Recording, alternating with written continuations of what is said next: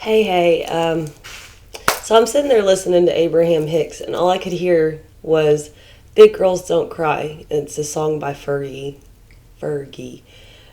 and I thought that's funny. I'm hearing that because I also have male friends that were taught men don't cry, and then of course I had to go. Why do we have tear ducts then? like, and the way that you cleanse energies out of your body is by crying. It's just like the toxins of the earth. It rains and it moves things around and helps things go back into the ground that need to be there. And water is meant to flow. When you have the urge to cry and you hold it back, you're actually keeping yourself from being able to heal. And when you're dealing with the old paradigm, be strong. Don't let anyone pick on you. Hide your true self. Not everyone will accept it. Never cry. Adults don't do that. I don't know who the fuck you are. I have broken down several times and felt a whole lot better after the fact. Because if not, you're holding tension in your body. And then thoughts begin to just swirl around like a tornado in your brain. And then you start questioning yourself. And then you got to get harder and harder. And I'm not going to feel anything. And you're not allowing your human side to come out. You're not allowing your spiritual side to heal because you're trying to elevate in life. If you can see it as we're down here, a lot of people are even further down. If you're listening to me, you've probably risen up from down there in the mucky muck. But when you're trying to get out of here, and I've explained this before, you're trying to go up and it's going to keep pulling back at you. And it's this constant, you've got to eventually kick it off, to say, okay, I deserve more than that. But that means you have to accept both sides of yourself, your human and your spiritual side.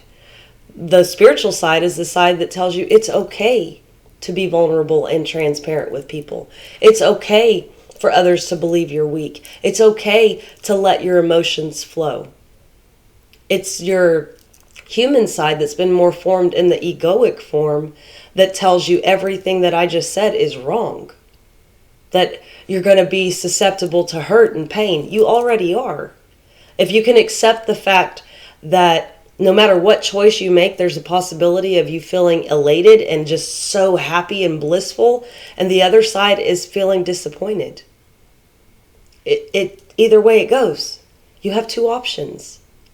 Something is going to happen based off of how you're feeling, what you're thinking, what you're doing, who you're interacting with, how you carry yourself, what kind of energy you put out into the world. You are actually in a lot more control of your life than you can imagine. And it's taken me to surrender and release the concept that I have any control in my life to actually gain that control. And that sounds insane, I know, and it might not even make sense. But if you want to regain the reins to your chariot, sometimes if the horses are running wild, you better just hang on, because there's not much you can do when something has already decided it's going. And that is a choice you make and an action you take. You have now gone from potential energy to kinetic energy. Now it's going. You can't stop the outcome. Now, only thing you can do is decide how are you going to react to the outcome when it finally presents itself.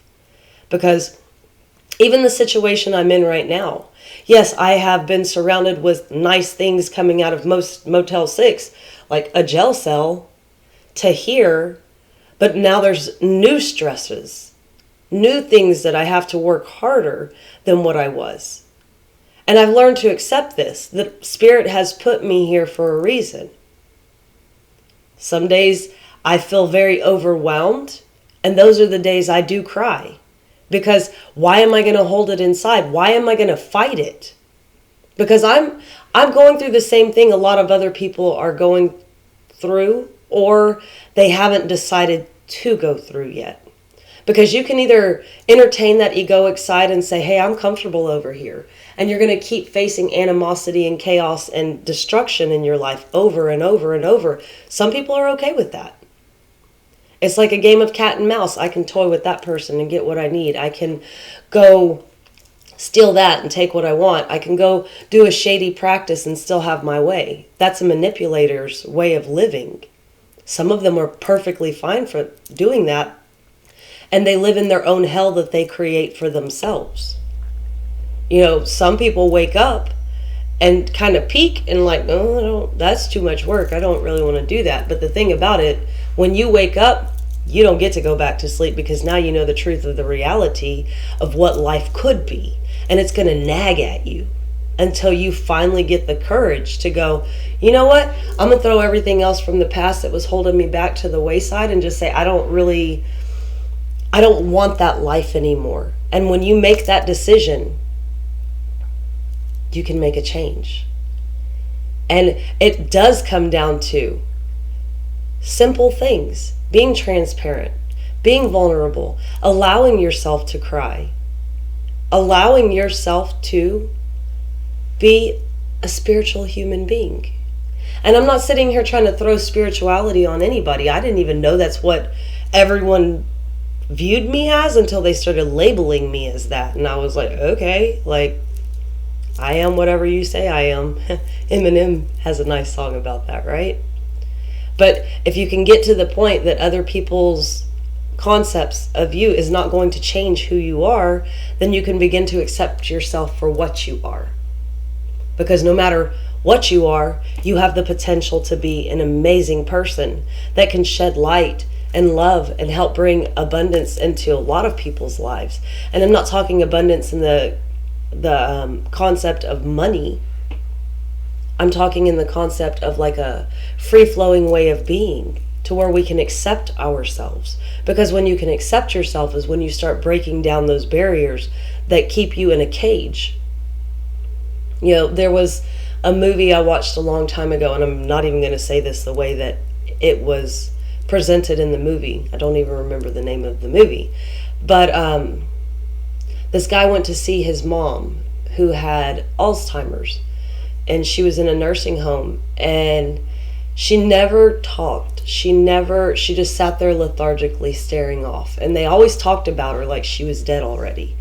And he walked in there one day and sat down, and she's sitting in her wheelchair, and he said, I don't get why wicked people get away with things and then they get blessings.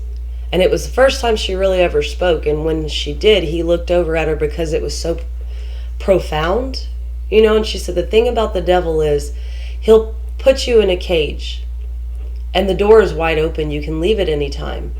And he's entertaining you to the point that you're okay being in the cage. You don't even realize you're in the cage. By the time you realize you're in the cage and you want out, the door slams shut and you're stuck. And that's the trick of the devil. So when you're holding yourself back, you're keeping yourself in this caged mindset. You're keeping yourself in the idea that you hold no value, that you're not a leader. And I'm sure a lot of people look at Hollywood and, oh, I wish I could be them, and musicians, and I wish I could do that. And the only thing that separates you from them is they have courage. They've learned a long time ago. They're acting. It doesn't matter. Because the person that you see, the person that a lot of people idolize, aren't even the same person in their own personal life. You could be standing next to somebody who doesn't have on all of the makeup and the rich garb and they're not in character, let's say. And you may never even recognize them. It's like when I think I was like 16 years old. I went with a friend and we took off to a big city that was far away, and I was so excited. I was rebellious. Anyways, I went and met these people that he knew, and one of them was a drag queen, and he did makeup professionally, and he did my makeup, and they were all like, damn. Even I was like, damn, girl, like, you look good, and that's the concept of Hollywood.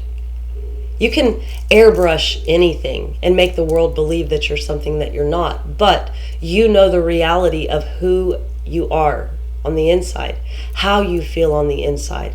If that isn't in alignment with who you want to be, it's okay to wash off the mask. It's okay to start presenting yourself as who you feel comfortable being, because then once you do that, you're going to have all these false friends, family, loved ones just run away from you. But what you've done is create space for the ones that are going to love you for who you are to enter. And ultimately, don't you want to live a life of truth rather than a life of lies? I mean, for a long time, I lived a life of lies, not even realizing what I was living in. But I felt really empty inside. There was something inside of me that almost toyed with me to say, it's okay to just die and give up. And I had to fight that for a long time. I mean, of course, I went through drugs, alcohol, multiple partners, not all at the same time, but just things that were unhealthy for me, never realizing I was searching for me. And the whole time I was looking in the mirror, I never even saw me. I saw what everybody else defined me to be. And it took a long time for me to realize I don't have to live up to their standards. I don't have to hold back my emotions. I don't have to suck down the tears. I don't have to keep hurting myself because I fear judgment of others. Because when you come to the reality of it, like I've said quite a few times, it doesn't matter what somebody says about you. They are only telling you about themselves. Just like when it comes to how people treat you, their actions, that's only because they believe that is what everyone else will do. You can have somebody who constantly says, oh, you're lying, and you're not a liar. So that should tell you about them. They have the potential of lying. If they tell you that you're not trustworthy or you cheat, if you're not those things, understand who you're dealing with. Because you can let the world begin to mold you, or you become the potter of your own life. You have the ability to manifest, create, attract things that are beneficial for you. They don't have to be beneficial for everyone else because it's your show. So if you feel the urge to cry, cry. If you feel the urge to scream, scream. If you feel the urge to hit something, beat up your pillow. Let everything inside of you that wants to break free come out. And eventually you will free yourself from the restraints that have actually been holding you back all of this time. And only you can choose to do that. You can choose to let the world see you for what you are, or you can keep stressing yourself out with the charade, knowing at some point everyone's going to see the truth about you anyways. So, sending you love and light. It is not an easy journey to wake up, heal, grow, and show up for the world to see you in a way that you're okay being seen. Because at some point you will accept yourself. And when you accept yourself, you will know what genuine love is. Because you have to love you before anybody else is going to love you. So, peace out. Talk to you later. Bye-bye.